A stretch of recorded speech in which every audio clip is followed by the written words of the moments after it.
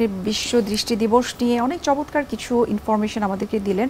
এখন একটু জানতে চাই যে আসলে সরকারি পর্যায়ে যারা রয়েছে বা নীতি নির্ধারক যারা রয়েছে তাদের ভূমিকাটা আসলে কতটুকু এখানে, যে ছানি সংক্রান্ত যে সমস্যাগুলো রয়েছে বা স্বল্প দৃষ্টি যাদের রয়েছে, এই সমস্যাগুলোকে আসলে কিভাবে কমানো যেতে পারে? এখন যে সার্ভিসটা আছে, এই সার্ভিসটা এই যে রুরাল পিপল তৃণমূলে যারা আছে তাদের জন্য এটা অ্যাসপার আছে কি নাই, তাহলে আমাকে কতটুকু কি করতে হবে, এই বাড়তি ফ্যাসিলিটিটা আমি প্রোভাইড করতে হলে কী মেকানিজমে করব, আর কতটুকু ফ্যাসিলিটি দিতে হবে, কী পরিমাণ ফান্ডিং দিতে হবে, কী পরিমাণ ম্যান পাওয়ার এঙ্গেজ করতে হবে এবং কতদিন লাগবে, এই যে কাজটুকু হয়তো মনে করলেন 5 বছর।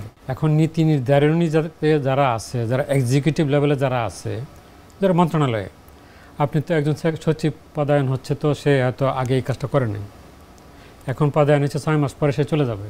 যদি ফুল টাইম থাকতো তাহলে কিন্তু সে মেজার করতো যে 5 বছর পরে এটুকু কভারেজ হবে, এটুকু ফান্ডিং লাগবে। এখন এইটুকু সে প্রিপারেশন করলো, এরপরে বদলে গেলো, আরেকজন আসলে দেখলো যে না এটা তার পছন্দ হলো না। এটা খুব স্বাভাবিক, দোষ দেওয়ার কিছু নাই, সবার প্ল্যানিং তো একরকম হবে না।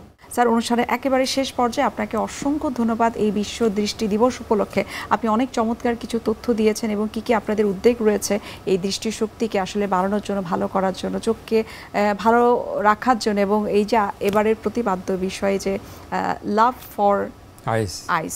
সো এই চমৎকার বিষয়টি নিয়ে আশা করি সামনে সবাই এগিয়ে যাবেন। আবারও ধন্যবাদ এবং শুভকামনা এনটিভির পক্ষ থেকে। ধন্যবাদ দর্শকদেরকে আমাদের সাথে থাকার জন্য। সুপ্রিয় দর্শক, আপনারা দেখছেন এনটিভি নিয়মিত স্বাস্থ্য বিষয়ক আয়োজন স্বাস্থ্য প্রতিদিন। এই পর্যায়ে আমরা দেখে নিয়েছি বিভিন্ন খাদ্যের পুষ্টি গুণাগুণ নিয়ে আমাদের পুষ্টিবিদের পরামর্শ। আমরা বাহ্যিকভাবে চাই যে সবাইকে যেন দেখতে সুন্দর লাগুক এবং আকর্ষণীয় লাগুক, আর আকর্ষণের একটা জায়গা হলো চোখ। তাই চোখকে ভালো রাখার জন্য অবশ্যই আপনাকে রেগুলার একটা বিষয় মেনটেন করতে হবে, তা হলো ঠিকমতো ঘুমানো এবং সঠিক খাবার খাওয়া।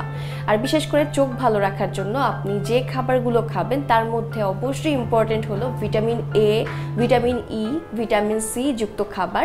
এটা কিন্তু আপনার চোখকে ভালো রাখতে সাহায্য করে এবং ভিটামিন কে যুক্ত খাবার আপনাকে খেতে হবে।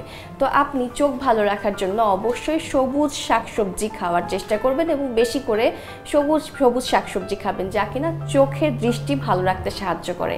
এবং সবচেয়ে ইম্পর্টেন্ট বিষয় হলো যা আমাদের সবার সামনে পাওয়া যায়, সবাই আমরা চাইলে ইজিলি কিনতে পারি, তা হলো গাজর।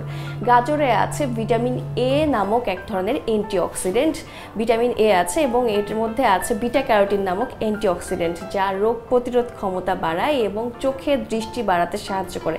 তো আপনি যদি রেগুলার, বিশেষ করে যে আপনাদের যদি কোনো ছোট বাচ্চা থাকে, তাকে যদি রেগুলার খাবারের লিস্টে আপনি যদি গাজর রাখেন, তাহলে কিন্তু তার চোখের দৃষ্টি বাড়াতে সাহায্য করবে এবং আপনারও চোখের দৃষ্টি বাড়াতে সাহায্য করবে। এবং শুধু চোখ না, গাজর কিন্তু স্কিনকেও অনেক বেশি ভালো রাখে।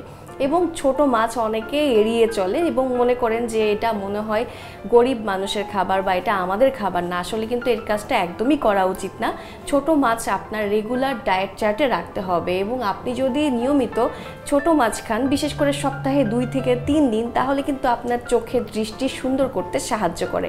এবং এর পাশাপাশি কাজু বাদাম রাখতে পারেন এবং কাঠবাদাম রাখতে পারেন। বিভিন্ন ধরনের বাদামও কিন্তু চোখের দৃষ্টি বাড়াতে সাহায্য করে। এর পাশাপাশি আপনি অবশ্যই রেগুলার দুধ খাওয়ার চেষ্টা করবেন। দুধ কিন্তু চোখের দৃষ্টি বাড়াতে সাহায্য করে, কিন্তু কারণ হলো দুধ এক ধরনের আদর্শ খাবার। এর পাশাপাশি আপনি চোখকে অনেক বেশি ভালো রাখার জন্য অবশ্যই এখন বর্তমান যে ইলেকট্রনিক ডিভাইস আছে, যেমন ফোন, ল্যাপটপ, এগুলো থেকে আপনি একটু দূরে থাকবেন, দূরে থাকার চেষ্টা করবেন এবং অন্ততপক্ষে 20 মিনিট পর একটানা যখন আপনি ফোন দেখছেন, অবশ্যই 20 মিনিটের একটা গ্যাপ রাখবেন। আমি জানি যে এখন বর্তমান ইলেকট্রনিক ডিভাইসের যুগে সবাই একটু ফোন ব্যবহার করতে বেশি পছন্দ করেন এবং ব্যবহার করছেন। আপনাকে অবশ্যই এই বিষয়ে বিশেষভাবে খেয়াল রাখতে হবে এবং চোখ সবসময় পরিষ্কার রাখার চেষ্টা করবেন। রোদের মধ্যে আপনি সানগ্লাস ব্যবহার করবেন এবং নিয়মিত ঘুমাবেন। ঘুম কিন্তু চোখের ক্ষেত্রে অনেক উপকারী।